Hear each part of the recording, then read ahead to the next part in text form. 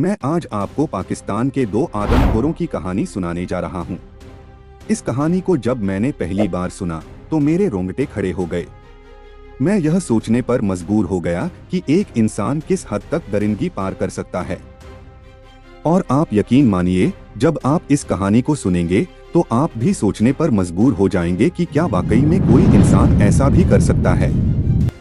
तो आखिर क्या थी यह कहानी जिसकी वजह से इन दोनों भाइयों को खूंखार और आदमखोर बनना पड़ा।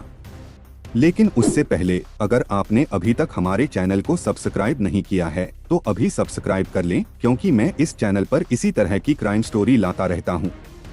और आपको ऐसा करने में सिर्फ 2 सेकंड लगेंगे, पर इससे मुझे काफी मदद हो जाएगी। नमस्कार दोस्तों, मैं विनय कुमार। तो इस कहानी की शुरुआत होती है पाकिस्तान की राजधानी इस्लामाबाद से। दरअसल 2011 में इस्लामाबाद से 200 किलोमीटर दूर दरिया खान नाम का एक जगह पड़ता है, जहां 2 भाई रहा करते थे। एक का नाम था मोहम्मद फरमान अली और दूसरे का नाम था मोहम्मद आरिफ अली। इन दोनों भाइयों की शादी हो गई थी और इनके बच्चे भी थे। यह बहुत ही गरीब परिवार से थे और यह दरिया खान के जिस स्थान पर रहते थे वहां पर और भी बस्तियां थीं। इन दोनों भाइयों में से फरमान अली पढ़ने में बहुत होशियार था, जिसने 10वीं क्लास तक की पढ़ाई की थी। लेकिन 10वीं क्लास के बाद इसने पढ़ाई छोड़ दी। लेकिन 2010 में इन दोनों की बीवियों ने इन्हें छोड़ दिया और अपने बच्चों को लेकर वहां से चली गईं।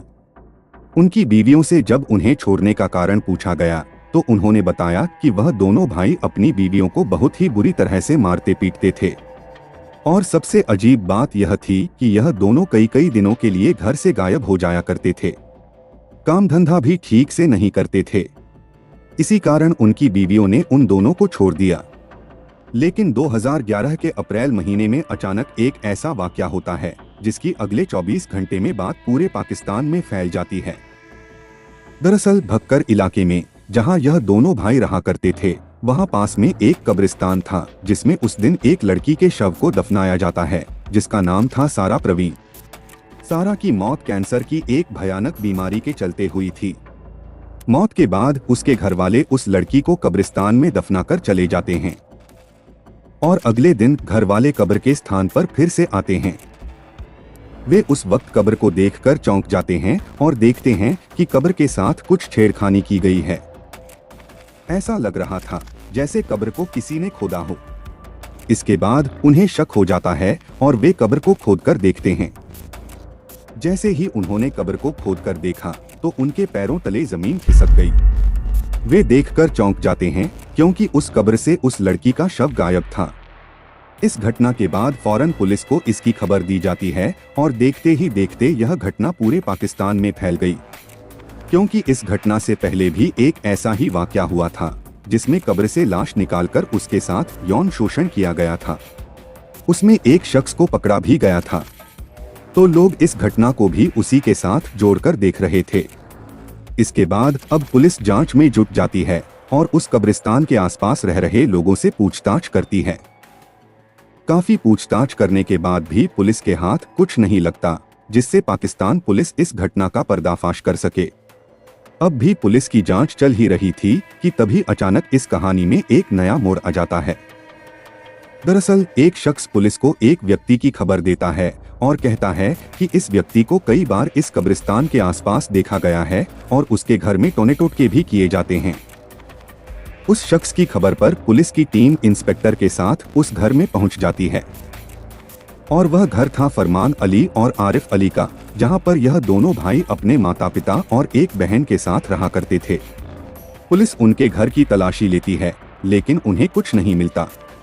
तभी पुलिस की नजर सामने एक कमरे पर पड़ती है जिस पर ताला लगा हुआ था। पुलिस के पूछने पर पता चलता है कि यह कमरा आरिफ अली का है, जो घर से बाहर गया हुआ था। पुलिस फरमान अली से उस कमरे की चाबी लेकर जैसे ही कमरा खोलती है, पुलिस उस कमरे का अंदर का मंजर देखकर चौंक जाती है। कमरे के बीच में एक बर्तन यानी कि एक पतीला रखा हुआ था जिसमें कुछ मांस बनाया गया था। लेकिन उस वक्त पुलिस ने उस पर ज्यादा ध्यान नहीं दिया। उस पतीले के पास में एक लकड़ी का पिटारा, एक छोटी कुल्हाड़ी और एक चाकू रखा हुआ था।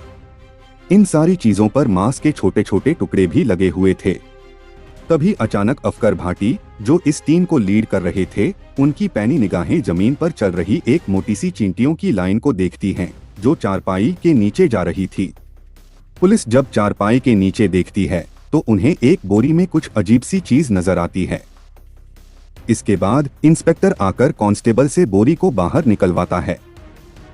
जैसे ही उस बोरी को खोला जाता है तो उसमें से सारा प्रवीण का शव निकलता है, जिसे कब्रिस्तान में दफनाया गया था।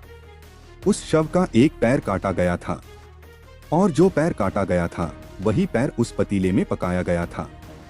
इसी मांस को पकाकर इन दोनों ने खाया भी था और जो मांस चाकू और कुल्हाड़ी पर लगा था वह इसी लड़की का था। पुलिस फरमान अली और आरिफ अली, जो उस वक्त घर से बाहर था, उसे भी पकड़ लेती है। जब उनसे पूछा गया तो आरिफ अली ने बताया कि फरमान अली ने ही मांस पकाया था। इसके बाद उस पतीले को फॉरेंसिक लैब में जांच के लिए भेजा गया। वहां से पता चला कि यह इंसानी मांस था। जब यह खबर आसपास के लोगों को पता चली तो पूरा मोहल्ला दहल गया कि उनके बीच दो आदमखोर रह रहे थे। जेल में ले जाकर पूछताछ करने पर एक दिल दहला देने वाली बात सामने आई। इन दोनों ने अब तक 100 से ज्यादा शव खा लिए थे। इसका कारण उन्होंने बताया कि एक जादूटोना करने वाले बाबा ने कहा था कि इंसानी मांस खाने से वे सभी दुखों से मुक्त हो जाएंगे। किसी जीवित इंसान को मारने की हिम्मत तो इनमें नहीं थी, इसलिए ये कब्रिस्तान पर नजर रखते थे।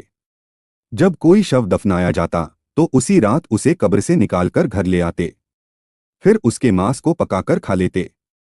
पुलिस इन दोनों को अदालत में ले गई। तब तक लोगों का गुस्सा भड़क चुका था। लोग ट्रैफिक जाम करने लगे और इन्हें जनता के हवाले करने की मांग करने लगे। लेकिन दोस्तों, यह बात यहीं खत्म नहीं हुई। अगर कोई इंसान आदमखोर बन जाता है तो वह अपनी आदतों से मजबूर हो जाता है। जब इन्हें अदालत में पेश किया गया तो पता चला कि ऐसा कोई कानून ही नहीं था जिसके तहत इन्हें सजा दी जा सके। कोई धारा ही नहीं थी जो इन पर लागू हो। लेकिन बाद में मुर्दों के साथ अमानवीय हरकत करने के जुर्म में दोनों को 2 साल की सजा सुनाई गई। 2 साल की सजा काटने के बाद 2013 में ये दोनों रिहा हो गए। जब ये अपने घर लौटे तो लोगों ने विरोध शुरू कर दिया। पुलिस ने इनकी हिफाजत की और ये दोनों घर छोड़कर चले गए। 1 साल तक इनका कोई अतापता नहीं चला, क्योंकि पुलिस ने इन्हें नाम गुप्त रखने को कहा था। समय बीतता गया। फिर अप्रैल का महीना आया। तभी एक दिन पुलिस को कॉल आई जिसमें एक घर से अजीब सी बदबू आने की शिकायत थी। पुलिस उस जगह पहुंची और आसपास के बुजुर्गों को साथ लेकर उस घर में गई। पड़ोसियों को भी नहीं पता था कि उस घर में कौन रहता था। पुलिस जब घर में पहुंची तो देखा कि वहां आरिफ अली था। पुलिस उसे जानती थी। पुरानी कहानियां उनके दिमाग में घूमने लगीं। घर की तलाशी ली गई लेकिन कुछ नहीं मिला। फिर पुलिस एक ताले वाले कमरे के पास पहुंची। जब उसे खोला गया तो पुलिस और पड़ोसियों के होश उड़ गए।